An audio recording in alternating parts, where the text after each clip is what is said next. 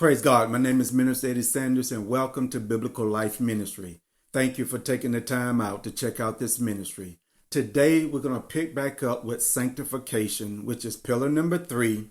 And today is going to be session number 2.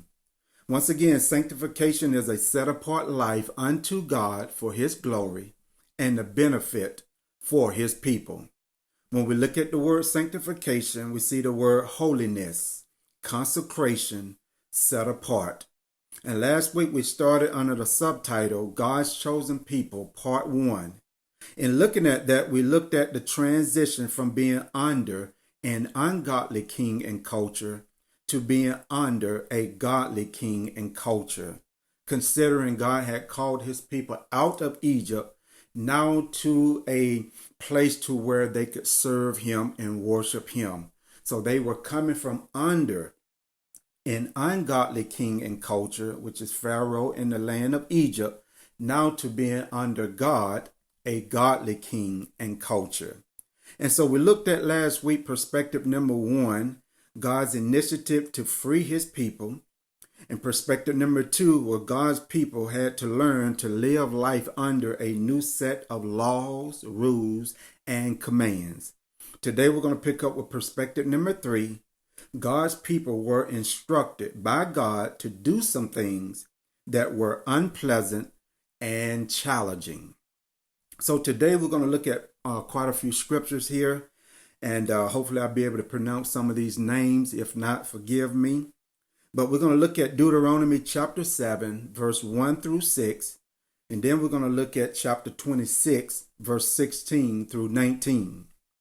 So Deuteronomy chapter 7, verse 1 read, When the Lord your God brings you into the land which you go to possess, and has cast out many nations before you, the Hittites, and the Gerbusites, and the Amorites, and the Canaanites, and the Perizzites, and the Hivites, and the Jebusites, 7 nations, greater and mightier than you. Verse 2, And when the Lord your God delivers them over to you, you shall conquer them and utterly destroy them. You shall make no covenant with them, nor show mercy to them. Nor shall you make marriages with them. You shall not give your daughter to their son, nor take their daughter to your son. For they will turn your sons away from following me, to serve other gods. So the anger of the Lord will be arose against you, and destroy you suddenly. But thus you shall deal with them. You shall destroy their altars, and break down their sacred pillars, and cut down their wooden images, and burn their carved images with fire. For you are a holy people to the Lord your God. The Lord your God has chosen you to be a people for Himself, a special treasure above all the peoples on the face of the earth. Now let's go over to Deuteronomy chapter 26. We're going to look at verse 16 through verse 19. It reads, This day the Lord your God commands you to observe these statutes and judgments. Therefore you shall be careful to observe them with all your heart and with all your soul. Today you have proclaimed the Lord to be your God, and that you will walk in His ways and keep His statutes, His commandments, and His judgments, and that you will obey His voice. Also today the Lord has proclaimed you will be His special people, just as He promised you that you should keep all His commandments, and that you will set high, and that He will set you high above all nations which He has made, in praise, in name, in honor, and that you may be a holy people to the Lord your God, just as He has spoken. So guys, we want to take our time and go through this and look at this, because God is really setting the standards for His people and how to live a consecrated life unto Him. And they had to once again come under a new set of rules, guidelines, and commands. And now God is setting the rules, saying that, look, I'm going to cause you to do some things that may not be pleasant, may be very challenging. But we have to understand what God is calling His people to do is always a good thing for them.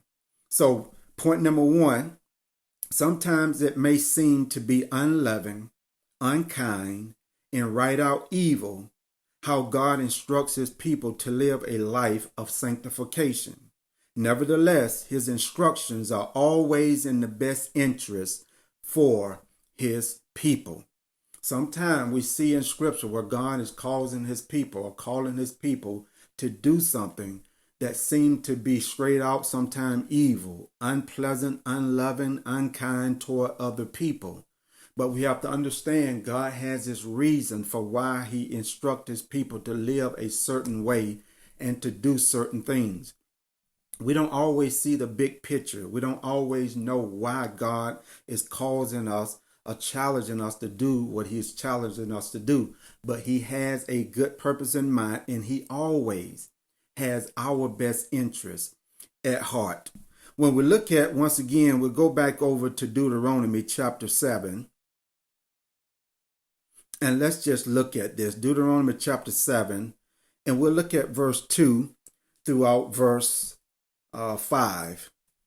And when the Lord your God delivers them over to you, you shall conquer them and utterly destroy them. You shall make no covenant with them, nor show mercy to them, nor shall you make marriages with them. You shall not give your daughter to their son, nor take their daughter to your son, for they will turn your sons away from following me to serve other gods. So the anger of the Lord will be arose against you and destroy you suddenly. But thus you shall deal with them. You shall destroy their altars and break down their sacred pillars and cut down their wooden images and burn their carved images with fire. Once again, we're talking about God's people transition from being under an ungodly king and culture to now coming under a godly king and culture. And that's not always easy. But God is letting them know this is what you need to do in order to put yourself in a good place that you can be successful. And notice God wants them to be successful. He wants them to get to enjoy the fullness of what he has for them. And so he's telling them, do not intermingle with them. I want you to live a life consecrated unto me. He said, you shall make no covenant with them, nor show mercy to them. Now, God, that seemed to be very, unloving and unkind and just right out evil, because God is saying, go in there and just destroy them. But once again, God is trying to put his people in a place of consecration unto him so that they can serve him the way that he's calling them to serve him. Because if he doesn't do this, his people perhaps are going to be influenced by that culture that they are coming into. And it is an established way of culture of life that has been established well in that land. And now God is bringing them in there. And he's saying, I don't want your life to come under that way of life. So this is how I'm going to instruct you to go in to do what I need you to do in order to position your life with me, that we may have the life together and you get to enjoy that life at its fullness. When it really comes down to it, God does not want us to start following other gods and start worshiping them, because that is what provokes the Lord to anger, to cause him to react in a way that is not going to be in our best interest. And so he wants to avoid this. And so there's some things that he challenges us to do that is not going to look pleasant. It's not going to appear to be pleasant. Think about these other nations. Their land, now God is giving it to them, which is a land that had been already given to them, but this land had now been built and established by 7 other nations. And these nations built this land, but God ultimately had this land built for his people that was in bondage in Egypt for over 400 years. And so now God is bringing them into the land, but he wants his people to know that you got to be careful not to allow yourself to go in and start intermingling with these nations. And then he says in verse 5, but you shall deal with them. You shall destroy their altars and break down their sacred pillars and cut down their wooden images and burn their carved images with fire. He said you got to go in there and destroy that whole established culture that they have been living by. Why? Because you are my people and I have my way and how I want you to serve and to worship me.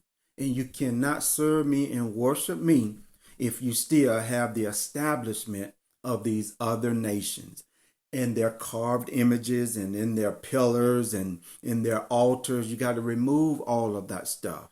It's important, guys, when we come into a relationship with God, when we leave the land of Egypt and come into a relationship with God under a new king with new rules and regulations, that we tear down those things in our lives, disconnect, get rid of the things that associate us and attaches us with the old life that we lived in the world. And unfortunately, many believers are not willing to make such a radical change.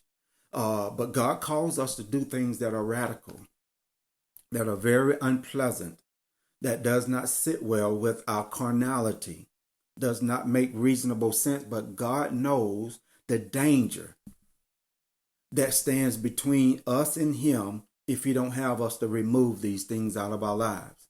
And so He would challenge you to take greater measure to make sure that the relationship that He has with you and the life He's calling you to, which is a life of consecration, a life of holiness, a set apart life exclusively being lived unto Him, is going to cause you to do some drastic things that may not look to be the best in the eyes of other people.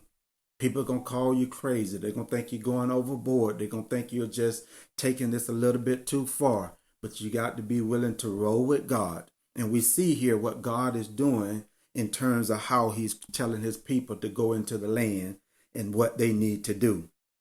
And so we see that. And so now we want to look at point number 2.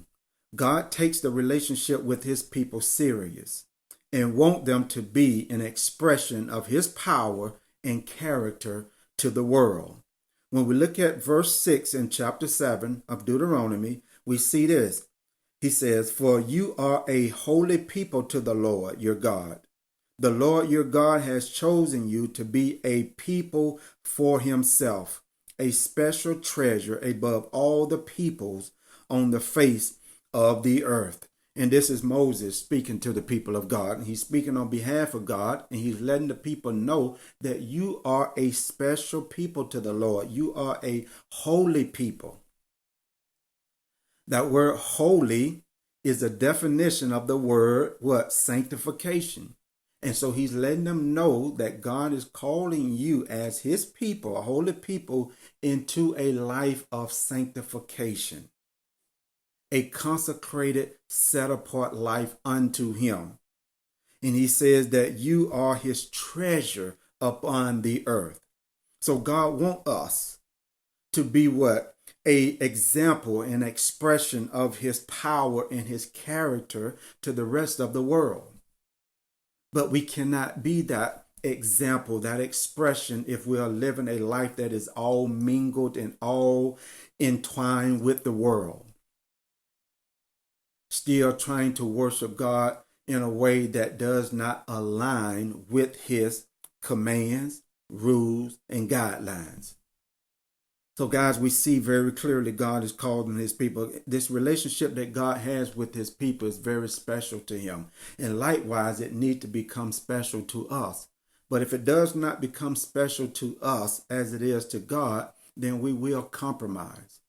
We will get pulled into some things. We will hold on to some relationship, hold on to some practices, hold on to some things that God is telling us to let go, to do away with. Because He understands these things are going to get in the way of our relationship with Him. These things are going to keep us from serving Him the way He is calling us to do so. Now let's go over to Deuteronomy chapter 26. And we want to look at verse 16 throughout verse 19. It says, "This day the Lord your God commands you to observe these statutes and judgments. Therefore you shall be careful to observe them with all your heart and with all your soul. Today you have proclaimed the Lord to be your God, and that you will walk in his ways and keep his statutes, his commandments, and his judgments, and that you will obey his voice. Also today the Lord has proclaimed you to be his special people, just as he promised you, that you should keep all his commandments, and that he will set you high above all nations which he has made, in praise, in name, and in honor, and that you may be a holy people to the Lord your God, just as he has spoken." So we see, guys, that God is calling his people into accountability. He is saying to them, now you must observe, and you must be careful to observe all of the commandments I'm giving you, the judgments I'm giving you, the statutes I'm giving you in which to live by. It's to your advantage that you take heed in how I'm telling you to go into the land and live unto me. And he says that today you have proclaimed to the Lord. Because Moses got the people to make a declaration to the Lord that they would follow his judgments and his commandments. And so he's saying today you have made this proclamation to God that you're going to walk in his ways and keep his statutes and judgments. And then the script says in verse 18, also today the Lord has proclaimed to you to be his special people. So we're talking about a covenant here. We're talking about a mutual understanding of how God is commanding his people to live, and how the people of God is saying, okay, we're going to live for you according to your rules, guidelines, and commands. Because we can't have a relationship with God on our terms. We must have a relationship with God on his terms. And his ways, it's not always it's going to be ideal for us.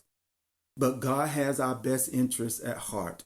He knows what is required in order for us to maintain a relationship with him that's going to be healthy, that's going to be sound, and that's going to be beneficial for us. Because ultimately, God wants his people to experience the fullness of the life that he has for them.